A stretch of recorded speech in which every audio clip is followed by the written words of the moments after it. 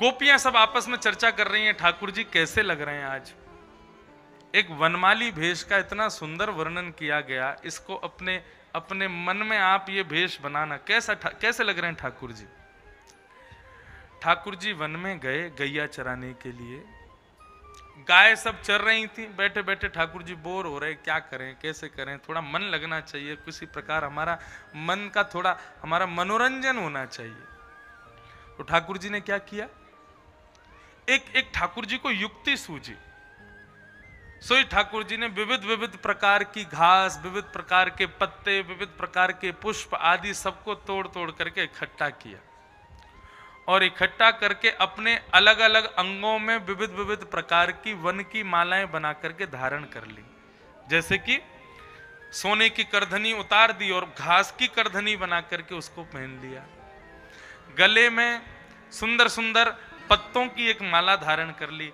कानों के ऊपर ये भाग में यहाँ पर सुंदर सुंदर गोल गोल पत्ते गोल गोल बना करके वो दोनों पत्ते यहाँ लगा लिए। अपने ऊपर सुंदर ठाकुर जी की चोटी यहाँ बनी रहती थी, उस चोटी के बीच में मोर पंख रहता था, मोर पंख के चारों तरफ पत्ते लगा दिए। अपने बाजूबंद में कुछ पत्ते लगा लिए। इस प्रकार से ठाकुर जी ने सर्वांगीण अंग में पत्र मालाओं का वेश बना लिया। क्यों? बालक तो ऐसे ही करते हैं लीलाएं। अब ठाकुर जी को लगा अब क्या करें, तो इतने में ही ठाकुर जी ने वेणु का एक स्वर है, वो स्वर जब ठाकुर जी बजाते थे तो जहां कहीं भी गैयाएं चल रही होती थी वहां से ठाकुर जी के पास आ जाती थी। वे समझ जाती थी वापस नंद भवन जाने का समय हो गया, कन्हैया बुला रहे हैं। ठाकुर जी ने उस स्वर को बजाना शुरू किया। उस स्वर को सुनते ही गायों के कान खड़े हो गए, पूंछ खड़ी हो गई, बोले कि ये कन्हैया बुला रहे हैं हमको, नंद भवन जावे को समय है क्यों? अरे कहीं ऐसा तो नहीं समय से पहले कन्हैया कोई आपत्ति विपत्ति में हो या कोई लीला कर रहे हो, हमको दर्शन के लिए बुला रहे हो? सब गाय दौड़ करके आई तो क्या देखा महाराज, पेड़ों के झरोके बने हुए, उनको कुंज कहते हैं। जैसे ये पंडाल बना है ना, ऐसे ही हमारे ब्रजमंडल की खासियत है, ब्रजमंडल में अधिकतर ऐसे ही दो तरफ वृक्ष होंगे और बीच में ऐसे कुंज बनी होंगी। ऐसे कुंज लता कुंज खूब बनी होती है ब्रज में, और उनके मध्य में ठाकुर जी रमण करते हैं, विचरण करते हैं, उनको अच्छा लगता है। ऐसा ही एक सुंदर वृक्ष की कुंज बनी हुई थी और उस कुंज के मध्य में त्रिभंग लली श्याम सुंदर राधा रमन जी वनमाली वेश धारण करके वंशी बजा रहे थे। उस स्वरूप का गायों ने जब दर्शन किया तो गाय सब दौड़ी और दौड़ करके कहीं घास आदि खाने कहीं और नहीं गई, ठाकुर जी के ही अंग पर लगे हुए पत्ते घास उनको अपने मुख के जीव निकाल करके जब वे वहां से निकालने लगी तो जैसे ही जैसे गाय अपनी जीव का स्पर्श ठाकुर जी को कराती है, ठाकुर जी को गुदगुदी होती है। इस प्रकार सर्वांगीण अंग पर गाय अपनी जिह्वा से चाट रही है और ठाकुर जी को गुदगुदी कर रही है। ऐसा सुंदर भेष ठाकुर जी का लग रहा है। उस सुंदर भेष का चिंतन करके गोपियां रुदन कर रही हैं। कैसे प्रेमी है लाल जी। युगल गीत, सवनस राग ठाकुर जी बजाते वेणु में, ये भाव भी सुंदर बताया गया। ऐसे ऐसे सुंदर भाव युगल गीत में वर्णित किए हैं। इस प्रकार ठाकुर जी की लीलाएं चल रही थी। यहां कंस को चिंता हो गई, क्या करूं, मेरा शत्रु मर ही नहीं रहा। इतने में ही नारद जी कंस के पास आए और कंस से आकर के कहा कि भाई तुम्हारा शत्रु कोई और नहीं, नंद यशोदा का पुत्र कृष्ण ही तुम्हारा शत्रु है, कैसे मारूं उसको? बोले तुम्हारे पास जो धनुष है भगवान शिव के द्वारा दिया गया, इस धनुष का सुंदर मेला करो, यज्ञ करो। उस मेला में पूरे ब्रज को निमंत्रण भेजो, सब मेला में घूमने आएंगे। उन दोनों बालकों को, कृष्ण बलराम को भी मेला घूमने के भावना से बुलवाना, छुप करके मार देना। तुम्हारे पास इतने बड़े बड़े योद्धा हैं, तुम अपने राक्षसों को उसके पास भेजते हो, उसकी नगरी में जाते हैं तो वहां तो वही बलवान है, वो तुम्हारी नगरी में आएगा तो यहां तुम बलवान हो, उसको यहां बुलवाओ। कंस ने अक्रूर जी को बुलाया और अक्रूर जी से कहा, अक्रूर जी आप जाइए और ब्रज से कृष्ण बलराम को लेकर के आइए। अब तक राक्षस भेजे थे, लेकिन अब ठाकुर जी को बुलाने के लिए भक्त भेजा और भक्त के संग ठाकुर जी आ जाएंगे। अक्रूर जी महाराज से कहा कि जाओ, जाकर के कन्हैया को लेकर के आओ।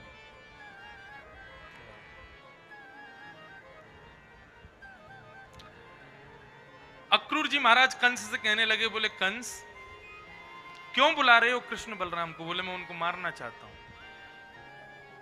बोले कंस मृत्यु तुम्हारी होगी उनकी होगी ये तो समय बताएगा, लेकिन अभी मेरा जाना अनिवार्य है, मैं जाऊंगा। अक्रूर जी निकल पड़े वृंदावन की ओर। रास्ते भर चिंतन करते जा रहे हैं, कन्हैया मुझसे मिलेंगे तो सही ना, वो कहीं मुझे राक्षस समझ के मार तो नहीं देंगे? वो मुझसे कैसे मिलेंगे? मेरी ओर देखेंगे, मेरे को कैसे निहारेंगे, मुझको भोजन के लिए पूछेंगे कि नहीं, मुझसे कैसे वार्ता करेंगे, मैं उनसे कैसे मिलूंगा? ये सब चिंतन करते करते श्री अक्रूर जी महाराज जा रहे हैं वृंदावन की ओर। बंधुओं, कुछ शुभ संकेत हुए श्री अक्रूर जी को।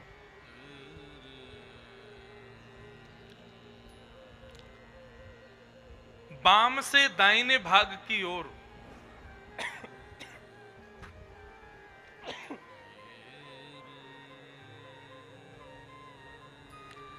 यदि कोई शुभ जीव भ्रमण करता हुआ चला जाए आपकी यात्रा के समय, तो समझना यात्रा मंगल में हो।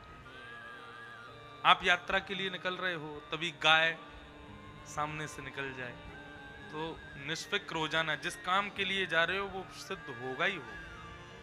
हिरण निकल जाए, हाथी निकल जाए, ये आदि आदि शुभ शुभ संकेतिक कुछ जीव हैं, ये यदि मार्ग के आगे से निकल जाएं तो यात्रा मंगल में होती है। दूसरा बताया, गोद में नवजात छोटे से बालक को लिए कोई मां निकल जाए तो भी यात्रा मंगल में होती है। दो शुभ पक्षियों का जोड़ा दिख जाए तो भी यात्रा मंगल में होती है।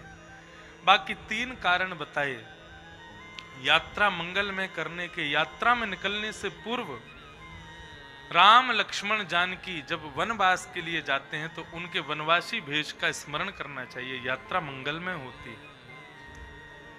यात्रा में जाएं तो हनुमान जी का स्मरण करना चाहिए, यात्रा मंगल में होती है। गरुण जी का स्मरण करना चाहिए, यात्रा मंगल में होती है। और अंत में बाल कृष्ण का स्मरण करना चाहिए, यात्रा मंगल में होती है। ये सब भाव यहां पर बताए गए हैं क्योंकि ये सारे शुभ संकेत श्री अक्रूर जी के साथ हो रहे थे। कभी गैया रास्ता काट जाए, कभी हिरण निकल जाए, कभी कोई बालक को लिए मां चली जाए, कोई पानी को घड़ा में भरे हुए कोई माता निकल जाए तो भी यात्रा मंगल में होती है। इस प्रकार शुभ संकेतों का वर्णन किया गया। उद्धव जी बार बार मन में संकोच करते हैं कि कन्हैया कहीं मुझसे नाराज तो नहीं है, कहीं मेरे पर क्रोधित तो नहीं होंगे, इतने में ही कुछ शुभ संकेत हो जाता है। तो सोचते नहीं मिलेंगे तो सही, ये शुभ संकेत है। वृंदावन पहुंचे तो सामने अटल वन था। अटल वन में होकर के कुछ गायों का झुंड जा रहा था। अक्रूर जी दौड़ करके गए तो जाकर के देखा गायों के झुंड जा रहे हैं, उनके खुर के निशान बने हुए हैं और उन खुरों के निशानों के मध्य में छोटे छोटे ठाकुर जी के चरण कमल बने हुए हैं। अक्रूर जी ने उन चरणों के चिन्हों को अपने मस्तिष्क से लगाया और श्री अक्रूर जी महाराज उन चरण चिन्हों के पीछे पीछे पीछे ऐसा भाव बताते हैं, अक्रूर जी चल करके नहीं गए, ठाकुर जी की चरण चिन्ह देख करके उस पर लेट गए और ऐसे लेटते लेटते जा रहे हैं पीछे पीछे। सामने गौशाला में पहुंचे, नजर उठा करके देखा तो पीत वर्ण के वस्त्र पहने हुए श्याम सुंदर और नील वर्ण के वस्त्र पहने हुए दाऊ दादा दोनों खड़े। दोनों का दर्शन करते ही श्री अक्रूर जी महाराज का शरीर कंपायमान होने लगा। पहली बार देखा।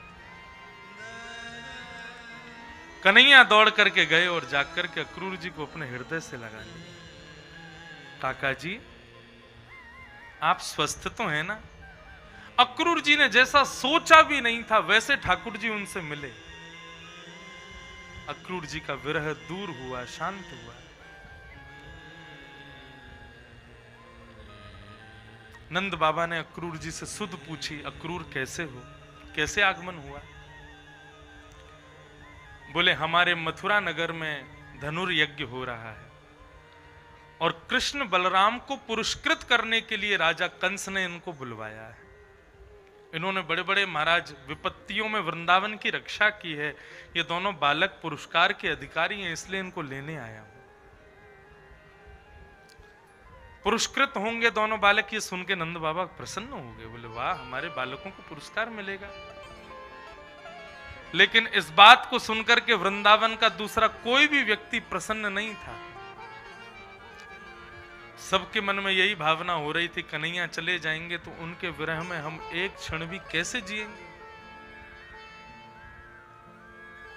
रात्रि को यशोदा मैया ने कन्हैया को सुलाया और मैया रात भर सोई नहीं, कन्हैया के मुखमंडल को देखती रही। मेरो लाला पहली बार 3 दिन के लिए मोसों दूर जा रो है, मैं या के बिना कैसे रहूंगी। प्रातःकाल ब्रह्म मुहूर्त का समय हुआ, नंद भवन के बाहर भीड़ लगी है। ग्वाल वाल सब सूर्य भगवान से प्रार्थना कर रहे हैं, अरे सूर्य आज उदित मत हो तुम, क्योंकि यदि आज प्रकाश हुआ तो कन्हैया हमें छोड़ के चलो जाएगा। आज बालकों ने दूध नहीं पिया, आज छोटे छोटे बछड़ा बछियाओं ने भी अपनी गाय मैया का दूध नहीं पिया, आज किसी गोपी ने अपने घर में चूल्हा नहीं जलाया। सब नंद भवन के द्वार पर टकटकी लगा करके खड़े हैं, देख रहे हैं हमारो कन्हैया 3 दिन के लिए हमसे दूर जा रहा है। मानो ऐसा लग रहा था कि समस्त ब्रजवासियों को शायद पता चल गया था कि कन्हैया अब लौट के वापस नहीं आएंगे। नंद भवन से जैसे ही बाहर आए ठाकुर जी, गोपियां सब चरणों में प्रणाम करने लगी और बार बार प्रार्थना कर रही हैं, कन्हैया मत जाओ ना। ठाकुर जी सबसे कह रहे मैं परसों आ जाऊंगा, तुम चिंता मत करो, तुम अपना ध्यान रखियो, मैं परसों आ जाऊंगा। ग्वाल बाल जो ठाकुर जी के मुखमंडल को देखे बिना, भगवान का एक मित्र श्रीदामा वो सबसे पहले उठता है, उठते ही अपनी आंखें मूंद करके जाता है नंद भवन, और नंद भवन में जाकर के अपने आंखों से हाथ हटा के पहले कन्हैया को देखता है। जब कन्हैया को देख लेता है तब उसकी दिन की शुरुआत होती है। ऐसे ऐसे प्रेम करने वाले समस्त ब्रजवासी आज बहुत दुखी हैं, कन्हैया हमसे दूर जा रहे हो। सब गोपी सब ब्रजवासी सबको प्रणाम करते हुए ठाकुर जी रथ में बैठ गए। रथ में बैठते ही जैसे आगे भरने लगे, इतने में ही दौड़ी दौड़ी यशोदा मैया आई, अरे लाला रुक जा, अरे कन्हैया रुक जा, अरे कन्हैया नेक रुक जा। पीछे मुड़ करके ठाकुर जी ने देखा, यशोदा मैया को देखते कूद गए रथ से। मैया ने कन्हैया के मुखमंडल का स्पर्श किया, वक्षस्थल का स्पर्श किया, अपने लाला के दोनों भुजाओं का स्पर्श किया, प्रत्येक अंग का स्पर्श करते हुए चरणों का स्पर्श किया। जैसी चरण छूने लगी मैया, ठाकुर जी ने हाथ पकड़े, मैया ये कहा कर रही है? ये लाला आज मुंह को एक बात पता चल गई है। ठाकुर जी बोले कहा पता चलो मैया?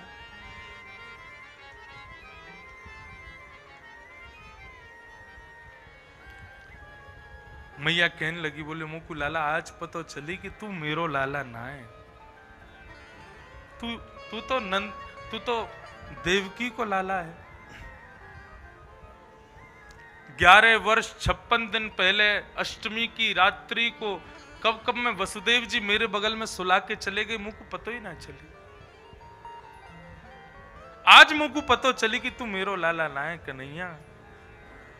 इतने दिन से मैं तेरी मैया बन के रह रही, मैंने कभी क्रोध में छड़ी भी उठाई, डांटो भी, फटकारो भी, उखल से भी बांध दियो। ये बात अपनी मैया को कभी बताइयो मत, नहीं तो मुंह पे संदेह करेगी, संशय करेगी। ऐसी मैया कोई को ना मिले। लेकिन लाला मैं तो सो एक वस्तु मांगनो चाहूं। कहा तेरे बिना एक क्षण भी ये मैया यशोदा जीवित ना रह सके, मैं तो को देखे बिना जी ना सकूं। लेकिन आज तेरे तो को जानो पड़ेगा और मुझको पता है तू लौट के नहीं आवेगो। या मेरे कन्हैया एक कृपा कर जा, तू मेरे नैनन में बस जा और नैनन में बस के सदा सर्वदा के लिए मेरे आंखन की ज्योतिन को ले जा। मैं कोई को देखना ना चाहूं, तू सदा सर्वदा मेरे नेत्रन में निवास कर। और लाला दूसरा वरदान मुझ को ये दे दे, जब मेरे प्राण निकले ना, वह समय सब काम छोड़ के मेरे पास आ जाइए, तो को देखते देखते अपने प्राण त्याग दूंगी, बस वही मेरा जीवन सफल है जाए। और ये बात कहते कहते यशोदा मैया मूर्छित हो गईं। भगवान बहुत रोए। नैनन में ही राखूं पिया तुही, नैनन में राखूं पिया तुमरी एक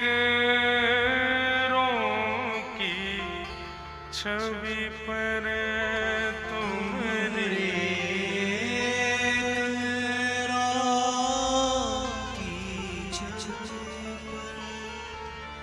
जगत वार सब लाखों,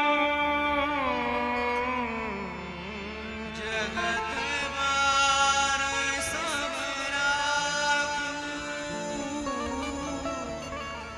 जगत वार सब लाखों,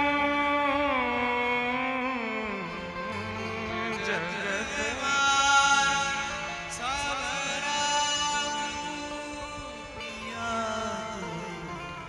नैन में राखूं पिया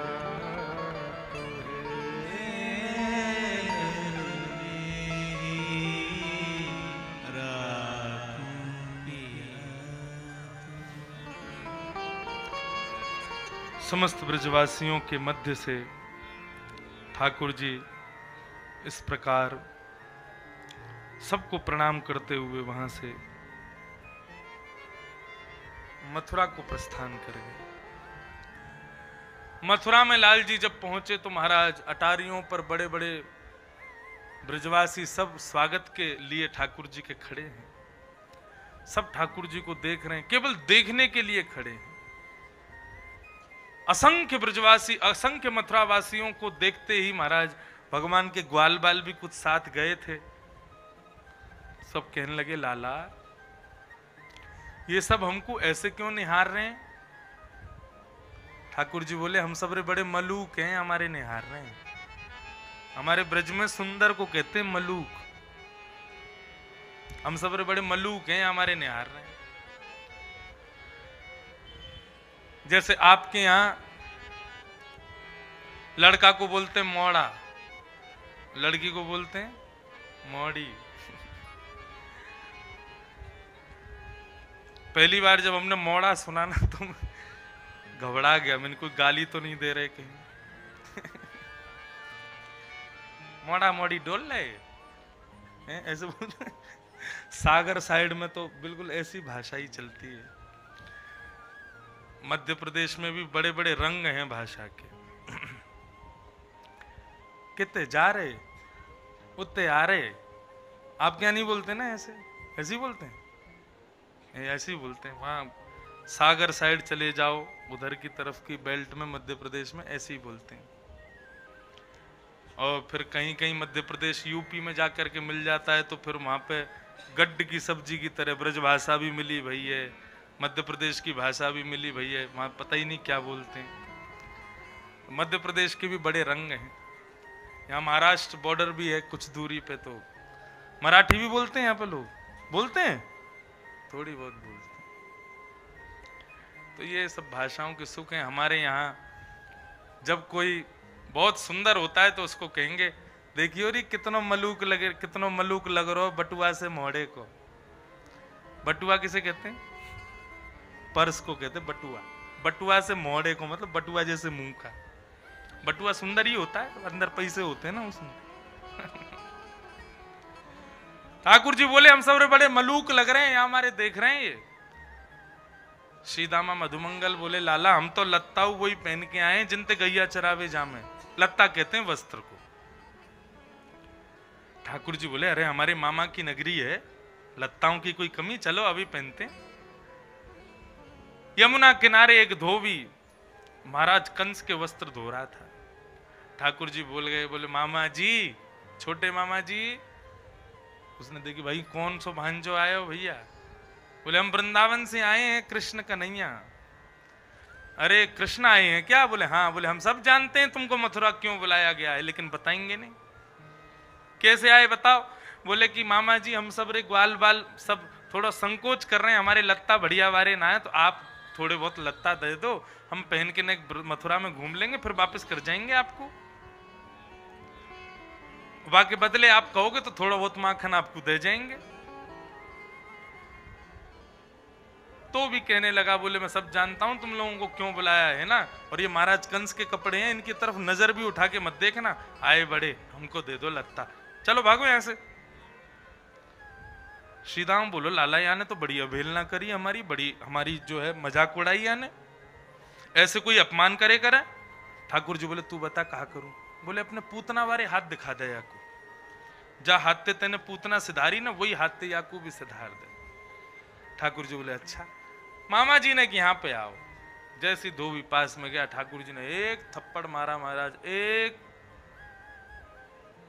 एक प्रहार में ही गर्दन घूम गई, वहीं उसका गोविंदा है नमो नमः। और सब ग्वाल वालों ने कंस महाराज के कपड़े उतार उतार करके रस्सियों से पहन लिए।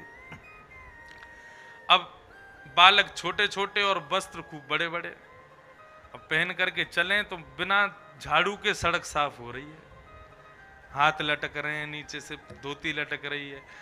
बालक सब कहने लगे, लाला ये वस्त्र कछु ज्यादा बड़े ना है? बोले हाँ बड़े तो हैं, कहा करें, कहाँ जाएं? बोले चलो दर्जी के पास जा, मैं छोटे करवा लेंगे। दर्जी के पास पहुंचे महाराज। ये दर्जी वही दर्जी था जो रघुनाथ जी के ब्याह के समय रघुनाथ जी के वस्त्र जिसने सिले थे। इसका पूर्व जन्म सतयुग में त्रेता में हुआ था। तो जब जनक महाराज ने कहा कि भाई दर्जी को बुलाओ, हमारे जमाई पहुना के वस्त्र सिलवाओ, तो दर्जी जब उनके वस्त्र के नाप लेने के लिए गया तो दो सैनिक तलवार लेकर के खड़े, तो बोले राजकुमार हैं, स्पर्श मत करना इनका, दूर से नाप लेना। अब बेचारा दर्जी दूर से नाप ले रहा, ठाकुर जी को देख रहा, बोले कि थोड़ा सा नहीं स्पर्श करने दो ना, वो जानता था भगवान है। ठाकुर जी बोले अब तुमने स्पर्श किया तो ये सब तलवार लेके खड़े हैं और हमारी ससुराल है, हम कुछ कह भी नहीं सकते इनसे। अभी तुम दूर दूर से नाप ले लो, कृष्ण जन्म में हम तुम्हारी दुकान पे ही आएंगे और हमारी कृपा से तुम पुनः दर्जी बनोगे द्वापर में, और मुझे देखते ही तुमको अपने पूर्व जन्म की याद आ जाएगी, उस दिन तुम हमारा खूब स्पर्श कर लेना। आज तक उस दर्जी को ऐसा कुछ अनुभव नहीं था, लेकिन जैसे ही ठाकुर जी को आते देखा, उसकी आंखें बंद हुई, उसको अपने पूर्व जन्म का पूरा स्मरण आया। बोले ये तो वही रघुनाथ जी आज श्याम सुंदर बन के पधारे। सब ग्वाल वालों के वस्त्र छोटे करके और फिर ठाकुर जी के वस्त्र जैसे ही लिए, अब तो कभी कमर को पकड़े, कभी हाथ को पकड़े, कभी चरणन को पकड़े, कभी गले को पकड़े, एक एक अंग का महाराज स्कैन कर लिया उसने, सब अंग का स्पर्श करते हुए अपने जीवन को धन्य बनाया। थोड़े और आगे बढ़े, ग्वाल वाल बोले लाला गले में माला होनी चाहिए तब तो शोभा बने। बोले चलो माली के पास चलते। माली के पास पहुंचे। ये सब जो जो प्रसंग बताए जा रहे हैं ना, इन सब प्रसंगों में वर्णन है ठाकुर जी को वस्त्र देने से क्या पुण्य की प्राप्ति होती है, ठाकुर जी को सिले हुए वस्त्र आदि ध्वजा देने से क्या प्राप्ति होती है, ठाकुर जी को माला देने से क्या प्राप्ति होती है, ठाकुर जी को चंदन लगाने से, सारे वर्णन किए शुकाचार्य जी ने। माली के पास पहुंचे, माली से कहा भैया एक एक माला पहना दो हमको। माली बोला भैया सारी माला फूल सब चले गए कंस महाराज के यहाँ, एक भी नहीं है। ठाकुर जी बोले एक बार देखो तो सही, एक आध कछु मिल जाए, यदि एक एक फूल भी दे दोगे तो कानों में लगा लेंगे, थोड़ी शोभा बन जाएगी हमारी। माली बोला कोई माला नहीं। बोले एक बार देख लो बस आप। तो महाराज कहते हैं बगीचे में वास्तव में फूल थे ही नहीं, लेकिन जैसे ही माली जाने लगा तो पौधों ने सोचा आज तक कंस की सेवा में अपने प्रत्येक पुष्प को पहुंचाया, आज कृष्ण द्वार पर आए हैं और आज भी तुम लोग इस प्रकार से पुष्पों को नहीं उगाओगे तो जीवन धिक्कार है। पुष्प नहीं थे, लेकिन द्वार पर ठाकुर जी खड़े थे तो समस्त पौधों ने अपने ऊपर पुष्प प्रकट कर दिए और पुष्पों की माला बना करके उस माली ने ठाकुर जी के गले में धारण कराई। देखो माला ठाकुर जी को बहुत प्रिय है, माला बहुत प्रिय है ठाकुर जी को। इसलिए कोई सेवा यदि विशेष करनी हो ना मंदिर में, ठाकुर जी को माला की सेवा प्रदान करो। अब यहाँ तो कहाँ होती होगी, हमारे ब्रज में सुंदर सुंदर पुष्पों की माला बनाओ, सुंदर सुंदर पुष्पों के पत्तों की माला बनाओ, बहुत सुंदर मालाएं सिद्ध होती हैं। वो मालाएं जब जाती हैं ठाकुर जी प्रेम से धारण करते हैं। ठाकुर जी को माला पहनना, और माला ठाकुर जी कैसी पहनते हैं, हम लोग तो यही छाती तक की माला पहनते हैं, ठाकुर जी पूरे अंग की माला पहनते हैं, सारे अंग पे। क्यों? क्योंकि जब चलते हैं ना, तो चलते हैं तो माला में टक्कर होती है पैरों की, और जब टक्कर होती है तो पुष्प उछल करके आगे गिरते हैं, और वो ठाकुर जी के चलने से पहले ही पुष्प पृथ्वी को नरम करते हुए चलते हैं, उस पर ठाकुर जी चरण रखते हुए आगे बढ़ते हैं, सुख मिलता है उनको। माला ठाकुर जी को बहुत प्रिय है, तो माला की सेवा। कभी किसी अच्छे मंदिर में जाएं, द्वारिकाधीश मंदिर में जाओ, श्रीनाथ जी मंदिर में जाओ, गोवर्धन आओ, राधा रमन जी जाओ, स्वयं हाथ की सिद्ध माला ठाकुर जी को धरानी चाहिए। ऐसा बताते हैं जो ठाकुर जी को स्वयं हाथ की सिद्ध माला धराता है, उसके जीवन में माला की तरह सुगंधी और माला की तरह रंग भर देते हैं ठाकुर जी, प्रसन्न हो जाते हैं। माला पहनी, अब ब्रजवासी ठाकुर जी बोले अब तो ठीक है, अब तो सुंदर लग रहा है। सीधा में बोलो लाला ने चंदन और लग जाता हो तो फिर बढ़िया आनंद। हमारे यहाँ चंदन कैसे लगाते हैं, पिताजी महाराज को देखा होगा, यहाँ तक चंदन लगाते हैं, ये तो बड़ी सभ्यता वाला चंदन है। बाकी ब्रज में चंदन कैसे लगाते हैं, यहाँ लेंगे महाराज और पूरे गाल पे लगाएंगे, नाक में लगा लेंगे, आईब्रोज पे लगा लेंगे, यहाँ पूरे मुंह पे चंदन लीप लेते हैं। हमारे ढोलक वाले भैया हैं, इनका चंदन देखो आप, क्या मधुर चंदन लगाते हैं। एक बार ने दर्शन करा तो खड़े है कि सबने प्रणाम कर लो ऐसे, जय हो जय हो। स्वामी श्री हरिदास जी महाराज की जय जय हो। तो हरिदासी परंपरा में ब्रज रज और गोपी चंदन को पूरे मुंह पे लगा लेते हैं, कोई नियम नहीं है ऐसा, लेकिन लगाते हैं। क्यों लगाते हैं? बोले सब सुंदर सुंदर बन के ठाकुर जी के सामने जाते हैं दर्शन करने के लिए, ठाकुर जी सबको देख के ऐसे ही खड़े रहते हैं, लेकिन ऐसे कोई पूरे मुंह पे चंदन लेप के कोई ऐसा बन के आता ना जिसको देख के न हंसी आ जाए, वो जैसी दर्शन करने आता है तो बिहारी जी मुस्कुरा जाते हैं, वाह देख कितना सुंदर लग रहा है। तो हमको देख के ठाकुर जी के चेहरे पे प्रसन्नता आ जाए, इसलिए चंदन लगाया करो, तिलक लगाया करो। किसी बड़ी सभा में जाते हैं तो सबको बैच दिए जाते हैं, ये पहन के जो आएगा उसी को प्रवेश मिलेगा। ऐसे ही बंधुओं ठाकुर जी के दर्शन की सभा में सब जाते हैं, लेकिन जो वास्तव में तिलक लगा करके जाते हैं ना, तो ठाकुर जी कहते हैं हाँ ये मेरी सभा का है, इसको प्रवेश मिलना चाहिए।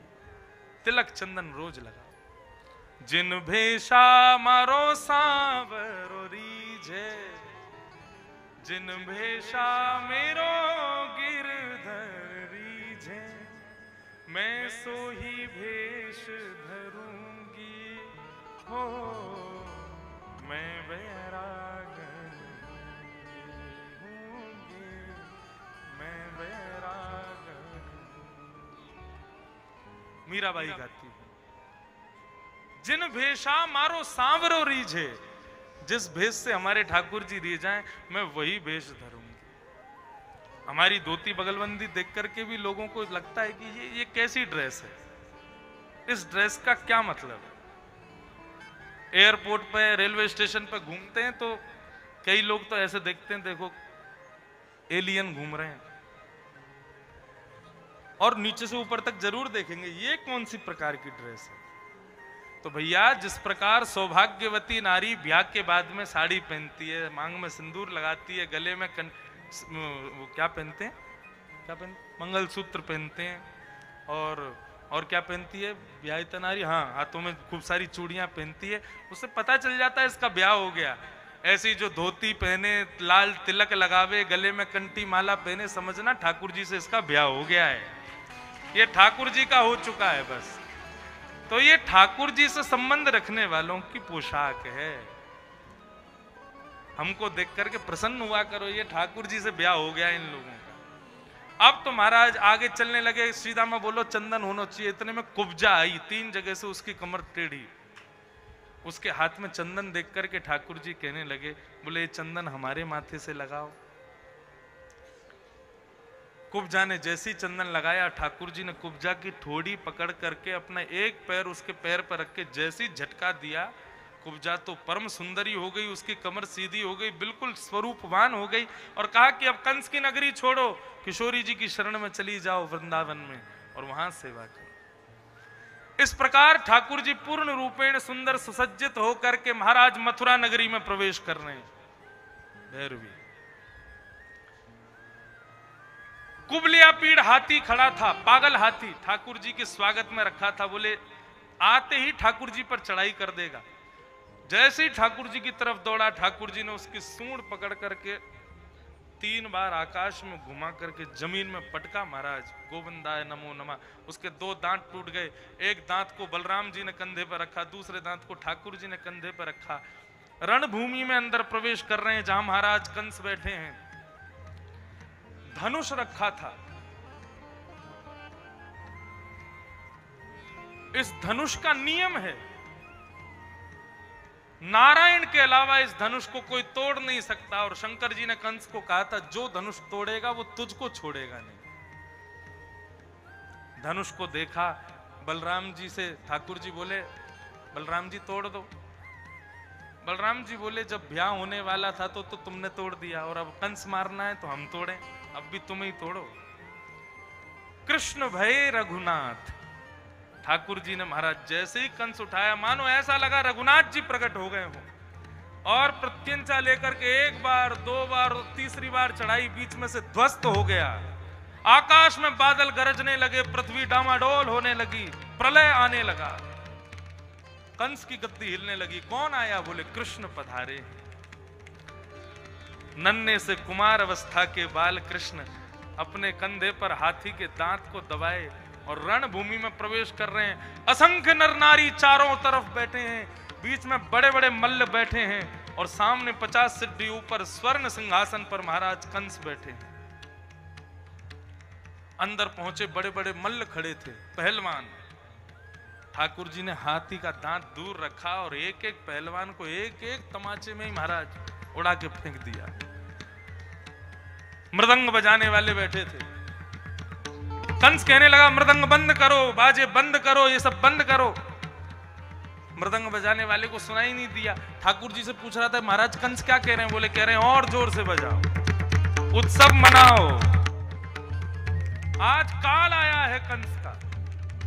बलराम जी के चरणों में प्रणाम करके ठाकुर जी 50 सिद्धि ऊपर पहुंच गए। कंस के चेहरे पर एक तमाचा दिया महाराज, उसका मुकुट दूर जाकर के गिरा। केशों को पकड़ लिया। महामंत्री कहां है? मेरा मंत्री कहां है? सेनापति कहां है? भगवान बोले सब वहीं चले गए जहां तुम जाने वाले हो, मेरी ओर देखो। कंस ठाकुर जी की ओर देखने लगा। देखते ही देखते वो कुमार अवस्था के बाल कृष्ण प्रभु के अंदर शंख चक्र गदा पद्मधारी चतुर्भुज रूप का दर्शन होने लगा। कंस हाथ जोड़ लिए कंस। भगवान ने दोनों भुजाओं से कंस को आकाश में उठा करके नीचे पटका। 50 सिद्धि ऊपर से धड़ाम से नीचे गिरा और गिरते ही महाराज गोविंदाय नमो नमः। बोलो कंस मर्दन भगवान की जय।